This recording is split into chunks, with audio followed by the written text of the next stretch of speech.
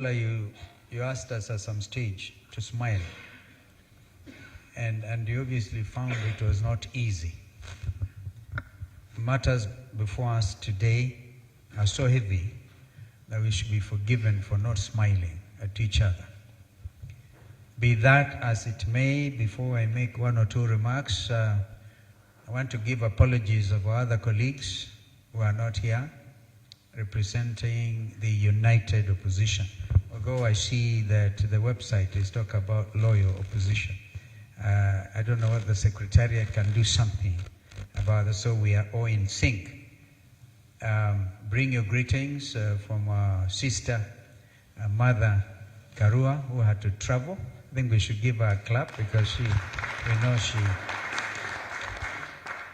very well represented by our own Secretary General of People's Liberation Party, Asha Bashir. And we have, of course, our other friends, Mheshimiwa Fred Matiang'i. I spoke to him last night. He must have gotten a bit mixed up on the timings, and I know he was going to be with us today. And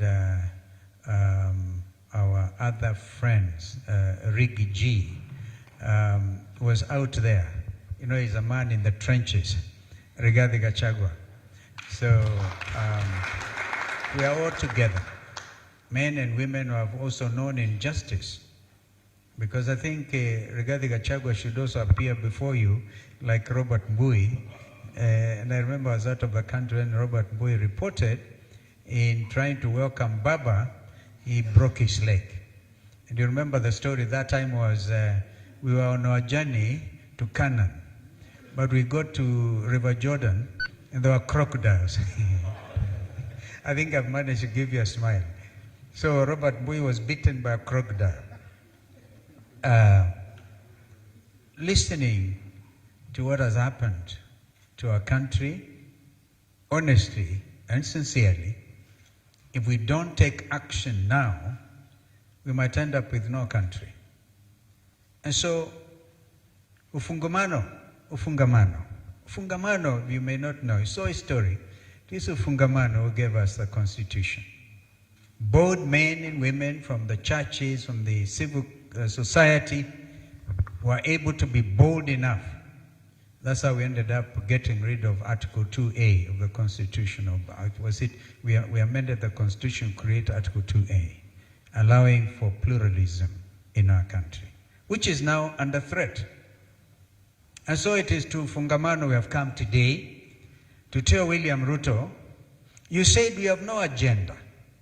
Well, we have one clear agenda today, and that is justice for Kenyans.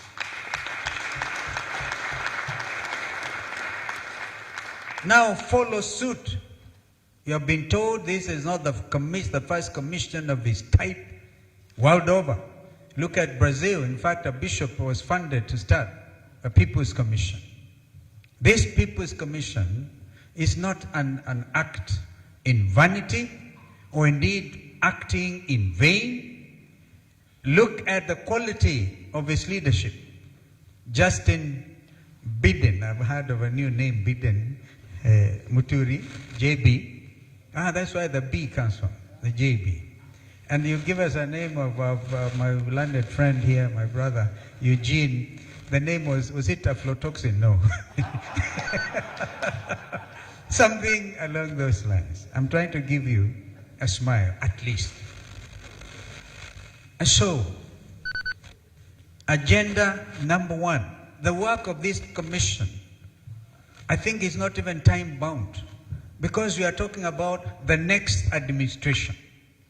What you are telling William Ruto is our agenda item number one will be justice for Rex Masai and justice for all those young Kenyans who have been failed by police bullets simply because they exercise their constitutional rights under Article 37. And now we pray to God that if you have a heart not of stone, but of flesh, you don't kill them again tomorrow. Don't kill them. We are telling William Ruto, don't kill these young people tomorrow, because the world is watching. We want to thank the international community. They have come out with a very clear statement. Kenya is not an island nation. It is one nation among the community of nations.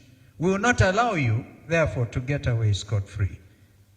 As we speak, at least by the time I got here, I had information that 4,500 goons were meeting in City Hall, preparing to go and murder and maim and kill the framers of Constitution 2010 and Article 1 on the sovereignty of the people. Never envisioned that so many years, 15 years down the line, there'll be men meeting in Taifa Hall somewhere under the chief goon, who I think is the one preparing them, to come and do other things. This commission is so bold. You cannot actually terrorize any of these four people. Justin Muturi and your team, you have your work cut out. When we talk about state capture, we mean it.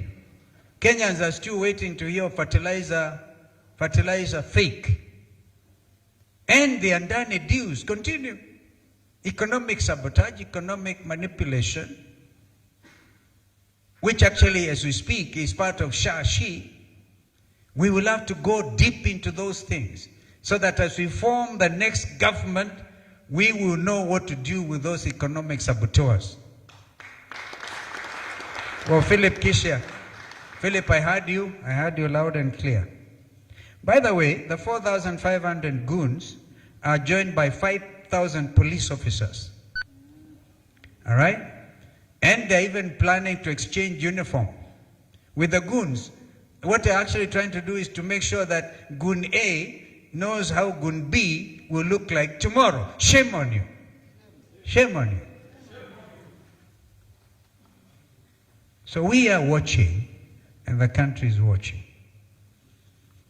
All the parents want, and Kenyans, because mtoto akizaliwa sio baba yake ama mama yake peke yake. Mtoto ni wa jamii. Watoto wa jamii ya Kenya, wazazi wa watoto wa Kenya, jamii zote wanadai haki kwa watoto wao, ambao tumeona hapa. Bob, you remember we even tried to catch up with you at some stage. We caught up, we tried, we went to court. We've tried. We tried action, but this is real action. Real action. And so, please feel free to come out before these very competent men and women who are there to make sure justice is done. And this commission, therefore, is a precursor to the pursuit of justice for every Kenyan under Constitution 2010. I, therefore, would want to really conclude my remarks because they're brief. We've been given the wherewithal and what exactly we want to do. Tomorrow, we're going to sit and see. Let there be peaceful demonstrations. Let there be peaceful demonstrations. Kenyans will remember that we were actually bold and said that tomorrow is a public holiday. If anybody was doubting, William Ruto has himself confirmed that tomorrow is a public holiday. In honor of our young Kenyans. And I can't understand, truly, I would take a lot of convincing by people who are with us in the struggle for justice. In 2023, Raila Odinga and I and Eugene and Mother were nearly killed. 60 young Kenyans were felled. And 2024, young people did better than us. They breached the Central Business District. How can we disown those young people for pecuniary gain, for money? It can't be for fame. It can only be for infamy. Therefore, ladies and gentlemen, this is a very difficult moment. I've seen Minister Murkomen saying they are willing now to meet with the parents of the victims. The victims. They are willing.